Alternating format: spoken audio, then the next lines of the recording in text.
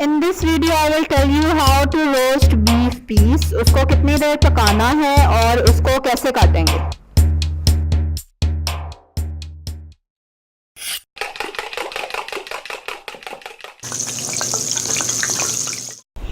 अस्सलाम वालेकुम, welcome to love to cook. You can bake the best place for easy cooking. आज हम बना रहे हैं, रोस्ट कर रहे हैं बीफ। कल मैंने वीडियो अपलोड की थी जिसमें आपको मैरिनेशन सिखाई थी। ठीक है, अगर आपने मिस कर दी है वीडियो तो आप ऊपर कार्ड में देख सकते हैं। कार्ड ऊपर जो गोल सर्कल्स आ रहा है ना वाइट, ये वीडियो थी जो कल मैरिनेट किया था हमने बीफ। और 7 दिन के लिए मैंने उसको मैरिनेट करके रखा। उसके बाद मैं उसको आज कुक कर रही हूँ। इसके लिए मैंने 1 से 2 टेबलस्पून तक घी ले लिया है, उसको गर्म कर लिया है। और अब उसमें मैं रखूँगी मैरिनेटेड बीफ पीस। और ये फ्रीज हुए हैं और इनको फ्रीज हुए ही रख देना है। इनको ज़रूरी नहीं आप बाहर निकालें और पहले थॉ करें। और इसको तेज आंच पे चूल्हा फुल तेज खोल के इसको फ्राई करना है, दोनों नहीं, चारों साइडों से, सारी साइडों से। अगर आप पहली बार मेरी वीडियो देख रहे हैं तो मैं इजी और बेसिक पाकिस्तानी डिशेस बनाती हूँ बिगिनर्स के लिए। तो अगर आप इंटरेस्टेड हैं तो जरूर रेड सब्सक्राइब के बटन पे क्लिक करें। अच्छा ये देखें, ठीक है, इस तरह से आपने इसको रोस्ट करना है, सारी साइड से चेंज करते रहें साइड्स। और इसको वर्टिकली खड़ा करके भी कि अच्छी तरह ये सारी साइड्स पे इसके कलर आ जाए। It will take 5 to 10 minutes, 5-10 minute लगेंगे आपको इस तरह से इसको रोस्ट करने में।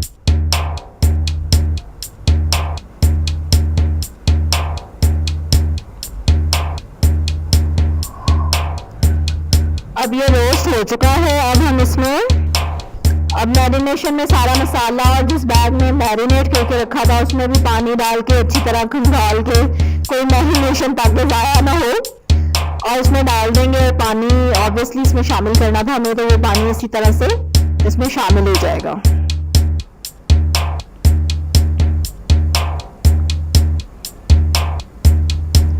अब इसको उबाल आने देंगे और फिर इसको कवर कर देंगे और हल्की आंच पे आपने इसको पकाना है 2 घंटे के लिए।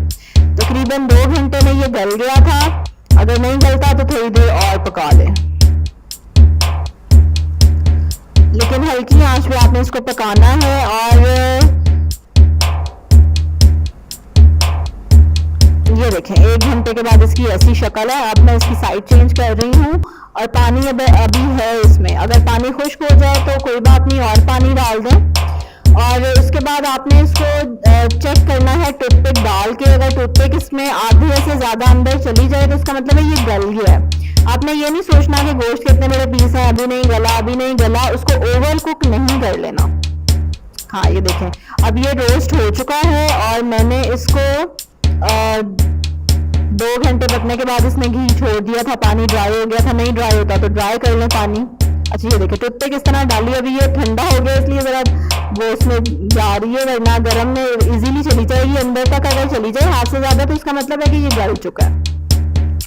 और फिर आप पानी सुखा के निकाल लें इसको, क्योंकि अगर आप इसको ज़्यादा देर पकाते रहेंगे तो वो सूख के उसका जायका सारा खत्म हो जाएगा। ये आपने ख्याल रखना है कि इसको गलना कब है, आपने टूथपिक डाल के जरूर चेक कर लेना।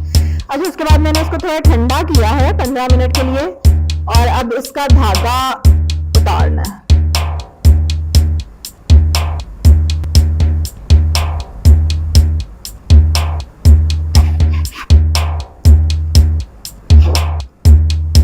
अब इसको हम काटेंगे। और अब काटने के लिए सिंपल ये देख लें कि जिस तरफ से ज्यादा स्मूथ स्लाइसेस कटे हैं तो आपने उस तरफ से काटना है।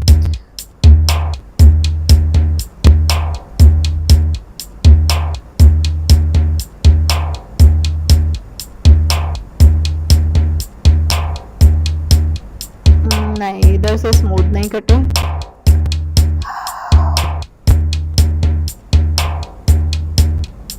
इधर से भी नहीं। हाँ, इधर से बेहतर है। आप देख रहे हैं ना, पता चल गया आपको डिफरेंस। तो जिस साइड से स्मूथ पीसेस कट रहे हैं उसी साइड से हम इसके स्लाइसेस बनाते चले जाएंगे। छुरी तेज ले लें, मेरी थोड़ी तेज दूसरी छुरी से ट्राई करते हैं।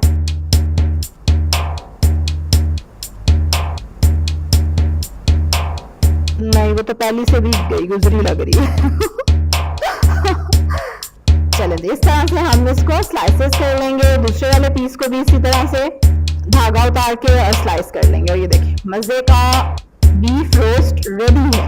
केचप के साथ खाएं, किसी भी चटनी के साथ खाएं, ऊपर चाट मसाला डाल के खाएं, नींबू डाल के खाएं।